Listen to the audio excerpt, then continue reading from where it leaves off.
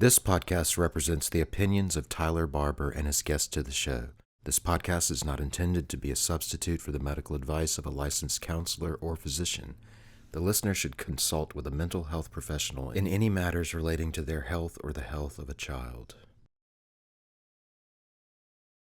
This is the Mayo Lab Podcast with Tyler Barber.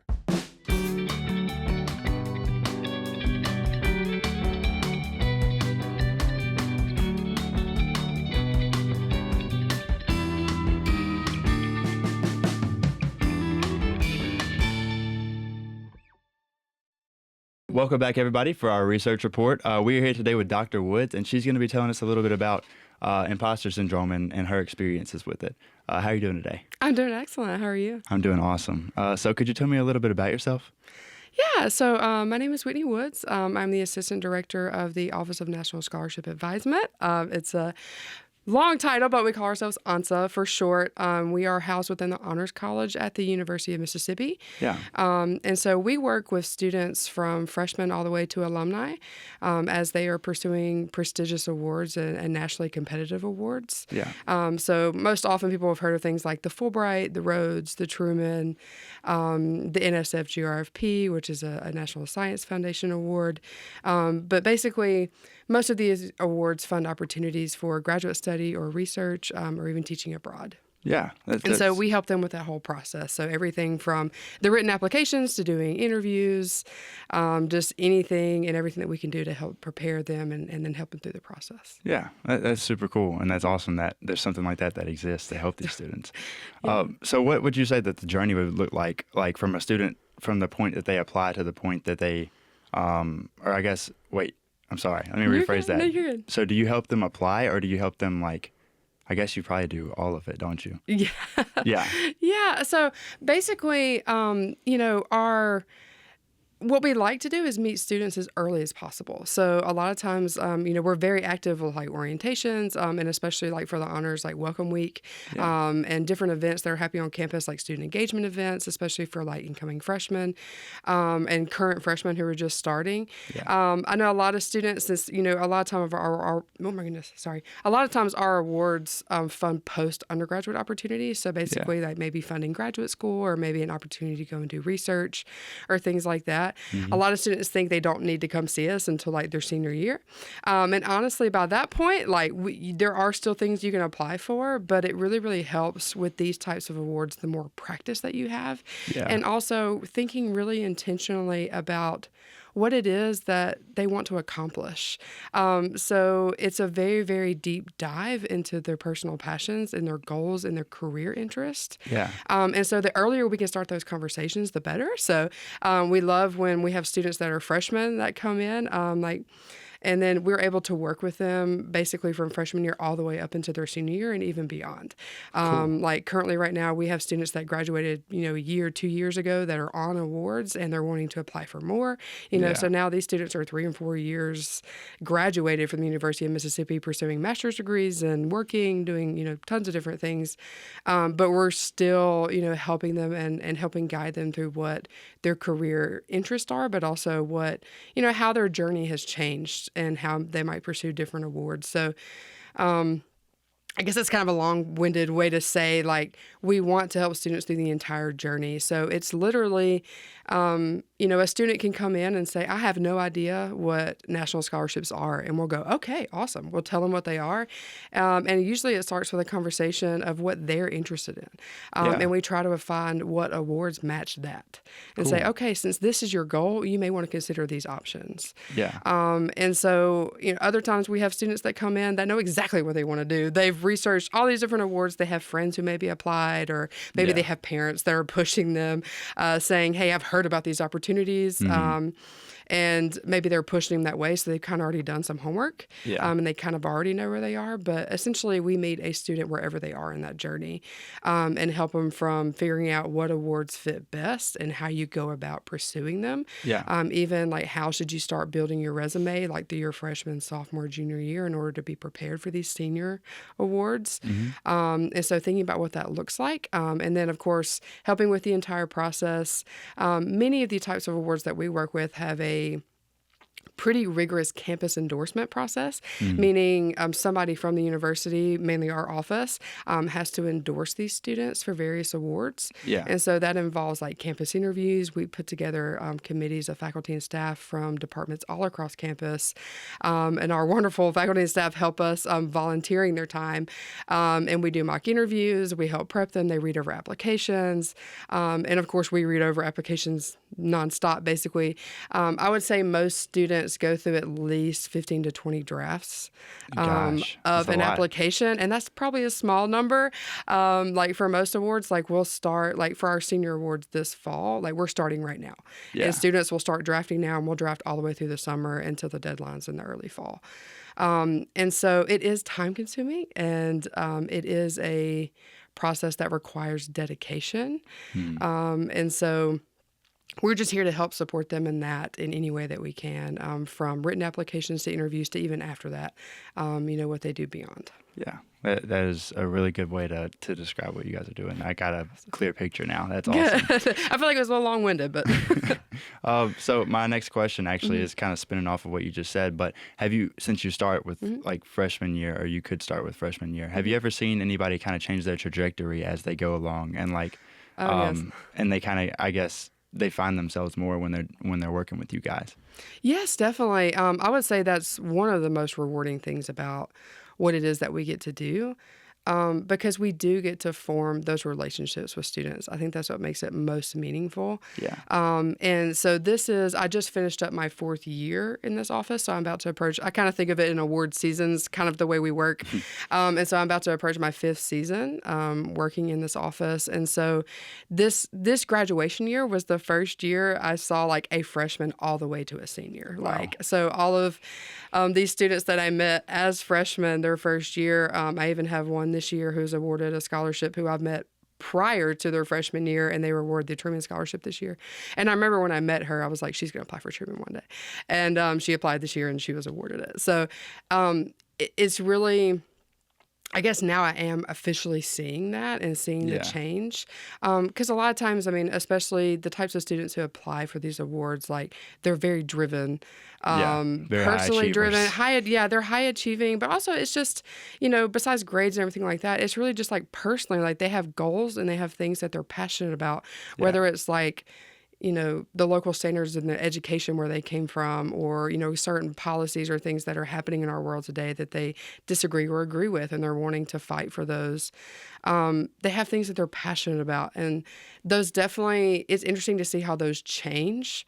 But mostly and one thing we encourage students to do, especially that freshman year, sophomore year, is like explore, like do as much as possible. Like if there's something that you're super, super passionate about and you want to really dive into that, then do that. Yeah. But if you're also just like, I'm interested in a bunch of different things, then you know what? Get involved in a bunch of different things and find out what really is your niche, your passion.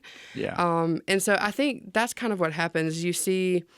like, okay, I'm interested in helping people. And a lot of times that's not very defined at first. It's like, okay, like you can help people broad. in a lot of different ways, you know, like everything from being a nurse to being a politician. Like there's a lot of different ways that you can help people. And through getting involved on campus and like finding different leadership roles, or maybe just doing like community service or getting involved in like organizations, they find where that particular passion is. It's like, I don't want to just help. I want to help do this in this specific thing. And so I think the biggest thing we're able to see is students who go from like these very broad interests to really able to focus on things that they are really interested in. Now, their interest may still be broad, and they're like, I kind of want to work here for a while and also want to do this. Like, and that's great.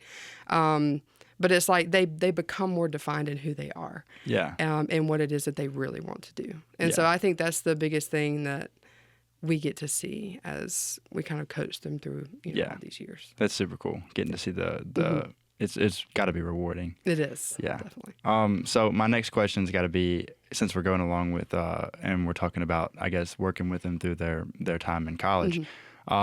I would assume you also kind of maybe play the role of a counselor a little bit. A little bit, yes. So what kind of emotional tolls have you seen, like, I guess, being a high achiever take on these kids? Because I know as a fact that when you spread yourself out too thin, you crash a little bit, and that happens a lot. I've seen with freshmen, because they get here and they want to do everything, and it's a good idea to do everything, and I think that freshmen should, but it's also like that's part of it, So what kind of emotional toll have you seen in the students? Oh, I would say everything from personal stress that students put on themselves to be high achieving. And I figure that's something that I identify with very personally because I'm a very self-motivated person. So when I see a student who's like that, who's very pushing, like it's not a lot. Sometimes it could be, parents or peers or somebody in the background, like helping push. But a lot of times, like it's something that we put on ourselves. Yeah. And so I think I see a lot of students putting a lot of pressure on themselves to be perfect at everything. And so I think there's lots of different types of students that we see. Like we see those super high achieving that are like, I have these goals, like I'm expected to excel at everything that I do. And then I have others that are just like, you know what, this may or may not work out, but I'm willing to try it. Yeah. And it's good to be both. Like it like both are an amazing way to be. It's just one, you put a lot more stress and a lot more pressure on yourself. Yeah. And that's where sometimes we can see, students who high school all the way to, applying for tuition scholarships and undergraduate scholarships, and then applying for these type of awards, transitioning from each, like, especially if they're used to, yes, that works out every time for me. Yeah. But sometimes if one of these awards doesn't work out, it takes a little bit bigger toll on that student than it may another one who's just like, you know what, we'll see if it works out. Yeah. Which makes sense because there's a lot more personal, personal pressure that student is putting on themselves. I know what you mean. And it can also feel like, at least with me, and I'm going to relate this to like the job search because I graduated last year, so I'm kind of fresh off the job search, at least since October. Yes. And it's easy to put all your eggs in one basket. Yes. And even if you didn't, you probably have a lot of eggs in that basket. And so when something that like that doesn't work out, it feels like you have to reevaluate everything. And it's just not a good feeling. It isn't, yes. And so we've had students feel just like that. And maybe an award didn't work out. And I think that's part of what we try to do too, is through building these relationships. Like I want a student to come in and say, I'm very upset about this. And we could talk about it and say, you know what, like maybe that wasn't the right opportunity, but there's these other ones available out there. And that's one thing that we are constantly encouraging them to do. And one thing that we constantly talk about in our office, I'm sure students who come see us get tired of hearing this, but the value in the process. So the work that students do in this office to prepare their applications, to write personal statements, to write these research essays. I mean, essentially they're getting a crash course in grant writing in a way as well. And they're learning how sometimes they've never been through super formal, high stakes interviews. And again, you just coming out of the job search, like, you know exactly what I'm talking about. Like, sometimes you've never been put on the spot like that. Yeah. And so there's just a lot that goes in with it. And you do all of this for those particular awards that you're applying for, but that's not all they apply to.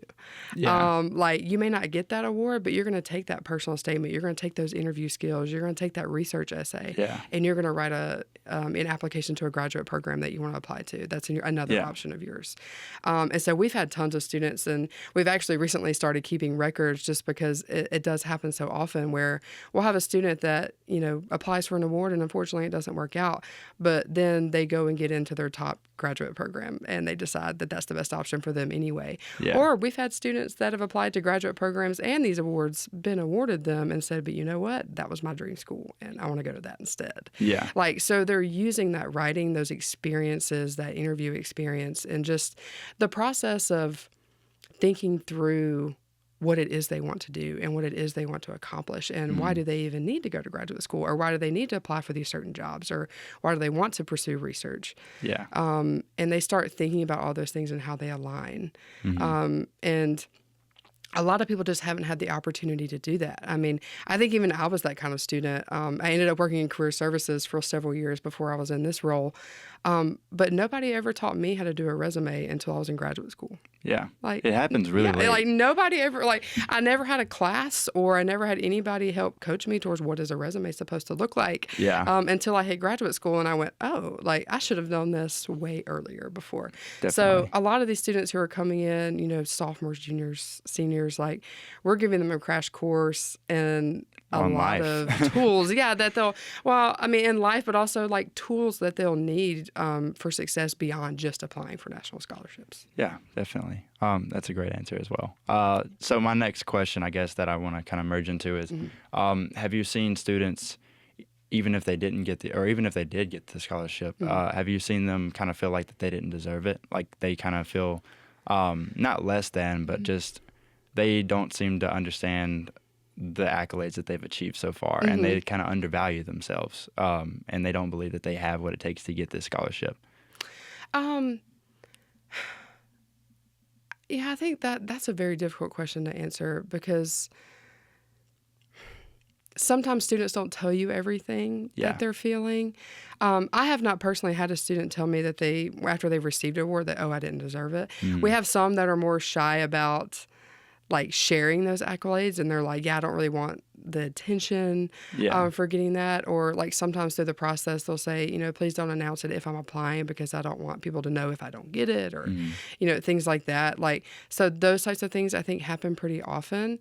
I think one thing that comes along with these awards that students aren't expecting and that we don't talk, like I think it's something that maybe anecdotally we know, but we don't really think about, is that, many students are used to applying for things that are very local. Like, I'm applying for a scholarship at the University of Mississippi. Like, so I'm competing with other students that are applying here for those particular awards. And I think just the idea of applying to a scholarship that's nationally, like, so students from every university, every school, every state, all over the United States are applying for these awards, and you go, oh. Like, I think that's what makes...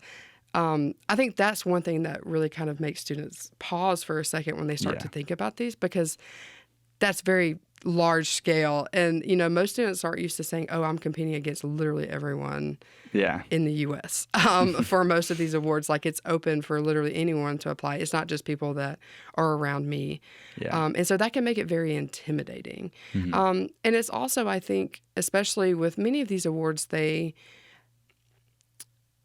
one of the things that makes them so beneficial is they create these cohorts.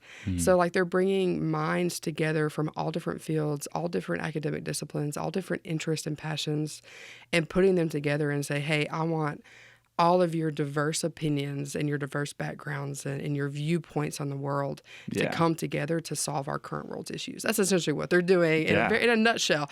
And so I think, kind of speaking to your question, is like sometimes maybe they're not expecting maybe I won't fit in. And I have had some students in the past that there were certain awards they said, well, you know what? I mean, even if I was awarded that, I'm not sure that I would fit into that community. Like, I think I'm different than they are. For instance, we had a student who was very, very STEM, very science, applied to a public policy award. And he was like, but I'm a research person. I'm not a public policy person. Like, will I have anything in common with them? And I think that student was incredibly shocked that when they actually met the rest of the cohort and got involved in that organization, they were like, I think still to this day, they still don't believe like how well they communicated and interacted. And he says actually one of the most beneficial parts of it was that he thought that maybe there wasn't going to be anybody that he could relate to, but actually the differing opinions and the experiences made great conversation and like good debate, teamwork. like positive debate points and things like that. Or like maybe it was just a view he had never considered in the work that he does. And so I think there's lots of things like that are unexpected, and students may feel like, when they're originally applying that, maybe I don't, feel part of that. But that's also part of the encouraging to go, but you can also express what you're passionate about and let other people learn about it. And that's ultimately what these organizations want, or like these programs want to help students do. They want to help create the next world leaders. And they want you to be able to go and maybe into a room of people who think totally differently from you, and be able to say, you know what, this is what I think and why. And can we talk about it? And sometimes there's more power in the diversity in the room, Definitely, there can be. Yeah, different experiences, different opinions. My next question for you, actually, I kind of want to spin off of that a little bit, is so how do you guys go about like counseling and or maybe not counseling, but helping these students whenever they do have these thoughts come up about like, I don't know if I'm going to fit in? Like, what's the process like on your end? Mostly I think it's just conversation. And I think even getting to that point, like going through the entire application, sometimes students come in, they're very, reserved or quiet, and they're not sure how open they can or want to be. And so I think establishing that communication and also establishing the fact that when they come and they talk to us, like it's a space where they can say exactly how they feel. Yeah. And they're not going to be, we're not going to think that's bad. We're not going to be judged in any way. Like, we want you to say exactly it is how you feel and what your reservations are, or also, if there's anything that's going on that we need to know about. Yeah. And so I think the biggest piece of that is that having that open communication and saying this is a space where you can be completely yourself. And we want you to be yourself. We want you to be the most authentic version of yourself that you can be. Yeah. Because that's also what makes them unique, and that's what makes them who they are. And really helps them as they're approaching this process, is that ultimately, there are a lot of amazing students applying for these awards, like we just talked about. Like, there's students all over the world literally applying for these types of awards. And what makes you stand out is your story and what it is that you are passionate about, and helping students realize that that is unique to them. Yeah. Like, their story is always unique. Even if it seems similar to others, it's still their story. Yeah. And it's different from everybody else's. So I think creating that space where they can be who they are and they can open up to us and say, I have these reservations. What do you think? Yeah. And we can talk about that and say, okay, what are your reservations? I think it could alleviate this. And maybe the end discussion is, okay, maybe this award isn't the right one for you. Yeah. But maybe this, that discussion opens up that this other award might be a better fit. Yeah. Because I think that's a big part of the process, is finding that fit. Mm-hmm. And it's a lot like job searching, like you talked about earlier. It's like, it's finding the place where they'll be comfortable, where they're pursuing something that they really want to do. And so I think that conversation is the biggest piece of that. Yeah. Gotcha. Yeah, it does sound a lot like the job search, just like, and it really resonated with me. And I finally understood, like, during my job search, the phrase, when one door closes, another one opens. Always. I never really understood it, to be honest with you, like going, like, I guess just getting through school and everything, because I wasn't applying to a bunch of scholarships. But when it came to the job search, you got the interview skills, and you got all these skills that you wouldn't have had even if you didn't get the job. Exactly. And then you can use those skills moving forward. So that's really cool. Yeah, definitely. Yeah. So, and my next question, I guess, would be kind of more about what we talked with the student, but have you ever heard of the term imposter syndrome? Yes. Yeah. So what is that, I guess, or how does that kind of resonate with what you have to see in your line of work, or what you do see in your line of work? This is actually a term I hear very often from students. Gotcha. So we'll have students that apply for an award, and they'll come in and say, I feel like an imposter. I feel like I am not the type of person who could succeed, or who deserves to apply for this type of award, or I haven't accomplished enough. I don't have enough leadership on my resume. I haven't been actively involved on campus enough. My academics aren't good enough. So there's a lot of self-doubt and saying, you know what, that's for the super, super high achieving crowd, and that's not me. And my always first response to that is, it is you. And there's a different award for everybody. Like there may be certain awards that you don't want to pursue, that don't meet your goals, that aren't right for you. And I think it's part of that conversation of saying, you know what, it may not work out for this award. Like, you may not have enough leadership for that award, but you have plenty for this one. And this could be a better option for you. Or especially if we're talking with students early on, like, freshman, sophomore, junior year, like hey, if you think you don't have enough leadership, then maybe here's some places where we could get some more, and add that to your resume. But what happens more often than not is that when a student comes in and says, I don't think I'm a fit for this award, or I'm not good enough for this award, they are more than good enough. And sometimes it's they don't recognize their own accomplishments. I think we have a lot of students that just look at their resume as like a resume. It's not things that they actually did, or they weren't actually impactful to others. To them, it just feels like an everyday, grocery visit. Yeah. But when to someone else who's looking at it going, no, you're telling me you spent 600 hours volunteering, and it's only your junior year? Are you, what? Yeah, that's incredible. Yeah. And not just anybody can do that. And especially when it's something it had nothing to do with a major, it had nothing to do with a particular organization. They literally just went out and did it on their own because they were passionate about it. Yeah. And it's like, that is more than enough for you to apply for any award. Yeah. So a lot of times they don't recognize their own achievements, and they don't realize how impactful they were and how important they are, and how that makes, how that tells their story of who they are and what they want to accomplish. Yeah. And so a lot of times it's just helping students recognize, yes, you've accomplished way more than you think you have. I mean, one of the first things we ask for when a student is interested in applying for awards, we ask for them to kind of fill out a resume. Like, what have you been involved in? All that kind of stuff. Yeah. And usually just by pulling that up, I can already tell that statement is not true. You have more than enough involvement. You have more than enough leadership. You have more than enough passion and character and academics in order to pursue these things. So it's a lot of times it's just getting them to talk about the experiences that they've had and how those have been meaningful. Yeah. And then talk about how that applies to different awards, and they go, oh, maybe I do, have enough on my resume, or maybe I do have enough skills to apply for this. Cool. And they start to realize that through the process, the more we can have those conversations. That's really cool. Yeah. It's like they have to be reminded of really, what they've done. They do. I mean, I'll never forget, I did have one student who, she's applying to graduate schools now, and she's been working for several years, but I remember she literally walked in my office, the first thing she said, well, I found out about this award. I know I'm not good enough for it, but I came in to talk to you about it anyway.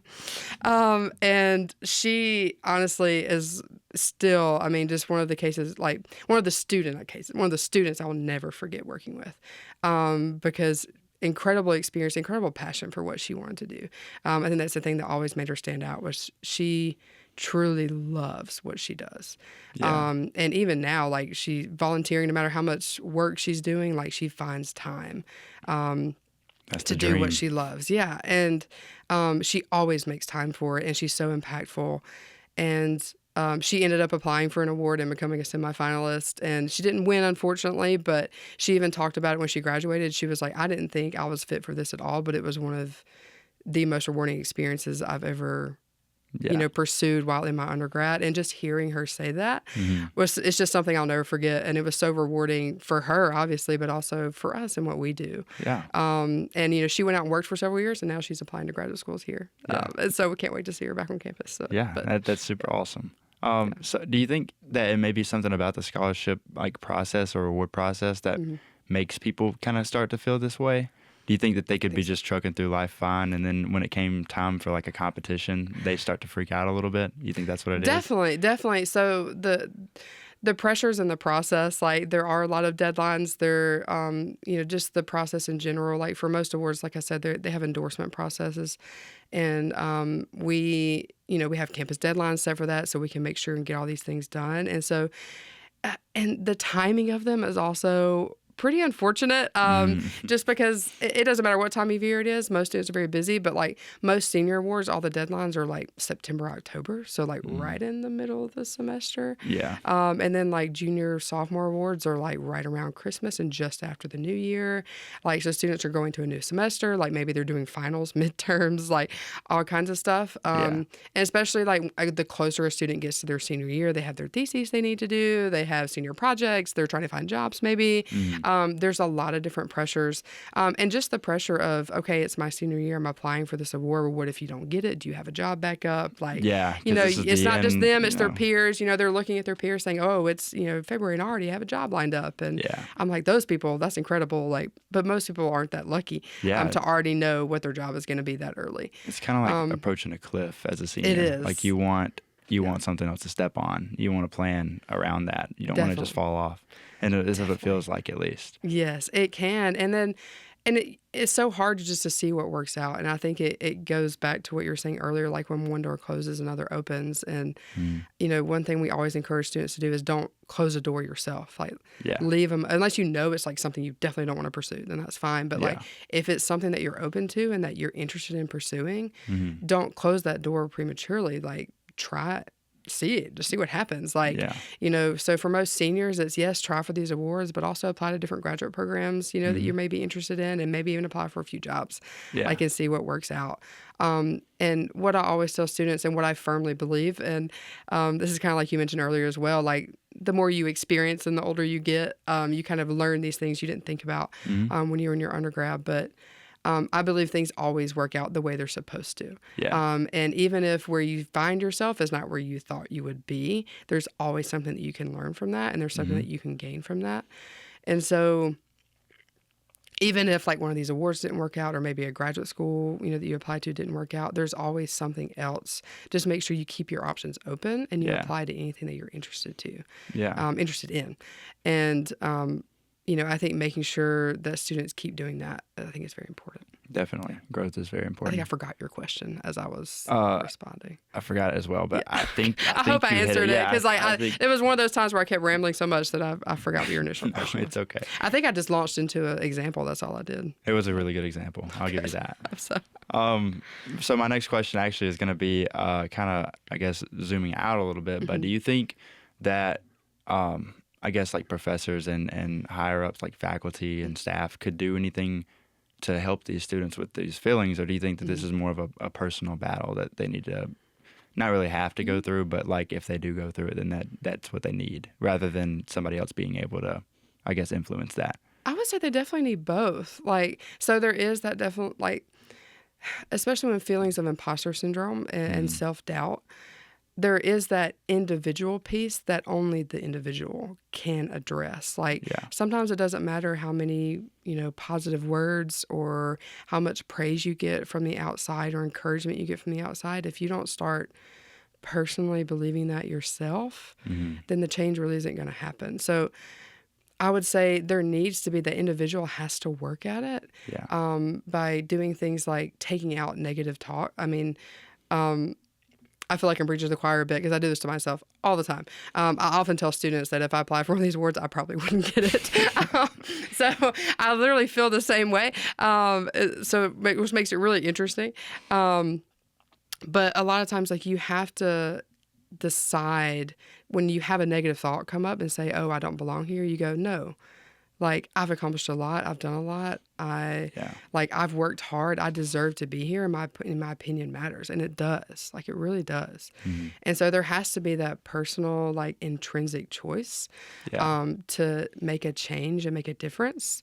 But also there needs to be that support for that as well. So, I think there's definitely things that we as faculty and staff can do, as well as friends, peers, that help support people. And the first thing is, communication, saying, I'm struggling with this.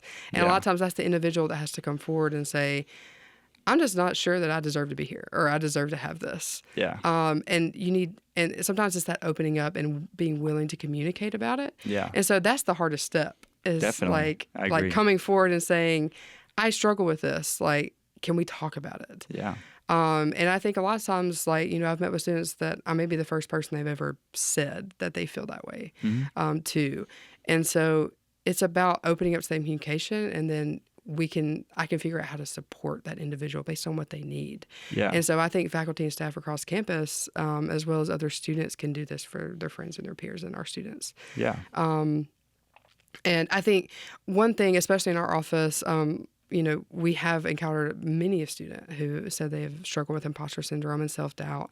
And one thing that we've done is we try to create communities around awards. Yeah. And a lot of it's for, fun and celebration, just so we can actually reward students in a way for applying for these. Because a lot of times it's just oh, you submitted. Oh, nothing happens after that. Yeah. So we like to do I click submit parties, and we do things we have pizza nights before awards are due, where cool. Everybody who's applying can come together. And that also helps with the competition, because these are nationally competitive awards. They are competitive, but your students aren't actually competing with each other. Yeah, they're supporting each other. Yeah, they're actually supporting each other. Ultimately, students are competing with the award. I know that sounds silly. I know what you mean, though. But they're competing with the award's mission, its values, what it is that you're going to do through that particular program, and you're fit for it. That's where the competition is. It's not with your peers. And so we try to create opportunities for students to get together. Yeah. And a lot of times they go, "Oh, you're struggling with that? I am too." I didn't think I had enough leadership to put on here. They're like, "Yeah, but I saw you do this on campus. I know you did this." And they go, "Oh, I didn't even talk about that." And so they'll start having these conversations. And the next thing you know, they're lifting each other up, and they're going, oh, like my friends, my peers that, maybe we took 2 classes together, like saw things that I did that I didn't even notice about myself. And so Yeah. they start having these conversations. And I think that helps with like doubting and imposter syndrome. And just general insecurity or like, nervousness about, pursuing things, and whether it be a job or graduate school or, a national fellowship. I think having that support around them is probably the most helpful piece. Yeah. And so I think it's personal and there's a community that also helps. I like you circled it all the way back around. That was great. Yeah, I agree completely. And also I want to say this season that I'm season 4, I didn't initially have, I guess, like a set plan for like what the theme for the season was going to be, but it's really ended up being community and vulnerability. Like those two have been the most important parts of this season, and that's kind of and I've been learning along with everybody that's listening as well. But it's really cool to hear around campus that there's things going on. My last question for you actually is going to be, if you could say something to a freshman right now, a freshman who may be thinking about applying to a scholarship, but maybe doesn't feel like they're capable or that they have the resume for it, what would you tell them? And I'm probably not going to say this quote correctly, but the only opportunities you will never receive are the ones that you don't try. And you are good enough. Even if you don't think you are, you have things that you're passionate about, you have things that you're interested in, and you have things that you want to accomplish. Yeah. And anything that's unique to you is worth fighting for. And like there are tools and there are resources and there are people that are going to stand behind you and help you meet those goals. And so if you're interested in something, just do it. Don't worry about what somebody might think about it or that maybe it's not the right fit. If it's not the right fit, that's okay. You move on to something else. So try anything and everything that you're interested in. Really think about what it is that you're passionate about and go, okay, how can I realistically accomplish this? And a lot of times that takes reaching out. So like reaching out to people like us and ANSA, myself and Dr. Ibrahim, as well as your professors, like go talk to that, that faculty that's teaching that course that you're really, really you're like, this is super interesting. I never even knew this existed in the world. Go up and have a conversation with them about it. Like, don't be afraid to put yourself out there and just learn and have conversations with people, because I think that's the biggest way that you're going to be able to navigate what's important to you and what's not. And that's the only way you can learn more about things. So if there's something that you want to do, just go for it, do it. Especially a freshman, like use that time to explore anything and everything that you like. Like, you can be super extroverted and be involved in 15 different things, or you can find the 4 or 5 that are really meaningful to you, whichever one works for you. But don't be afraid to pursue anything that you're interested in, and always realize that there are resources on campus and there are people around you that will, even if you're not aware of it yet, like there are people who are willing to talk to you and to help you figure out what your goals are and help you achieve them. That's a great answer. It really is. I think we're going to theme this episode on like Kobe Bryant, like the quote, you miss 100% of the shots you don't take. Yeah, definitely. Yeah. I know there's an actual quote around that. Yeah, like, you said a really nice, that was the best version I've ever heard. I've always heard just the basketball term. I was like, I hope I don't get like copyrighted. Like I did not actually write that, but it's been said for a while. Well, thank you very much for being on the podcast today. It was amazing having you. Thank you so much for having me. I really enjoyed it. Absolutely. It's been a great conversation. Thank you, everybody, for listening to the Mayo Lab podcast, and we will see you guys next time. And don't forget to keep the conversation going.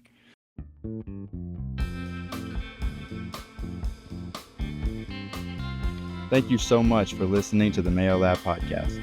We appreciate you spending time with us and being a part of the conversation. I'm Tyler Barber, and if you enjoyed today's episode, don't forget to subscribe and share with a friend.